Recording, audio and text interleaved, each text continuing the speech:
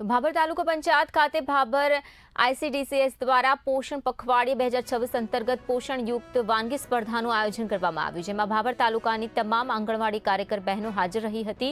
આ કાર્યક્રમમાં ટીએચઆરમાંથી અને મિલેટમાંથી વિવિધ વાનગી બનાવીને બહેનો લાવી હતી, જેમાં ભાભર ઘટકની બહેનોને 1 થી 3 નંબર વિજેતા જાહેર કરવામાં આવ્યા હતા અને પ્રમાણપત્ર આપી સન્માનિત કરવામાં આવ્યા। આ કાર્યક્રમમાં ભાભર તાલુકા સીડીપીઓ વિશાખાબહેન તેમજ આઈસીડીએસ સ્ટાફ હાજર રહ્યા હતા। મારું નામ મકવાણા વિશાખાબેન છે। આઈસીડીએસ ઘટક ભાભરમાં સીડીપીઓ તરીકે ફરજ બજાવું છું।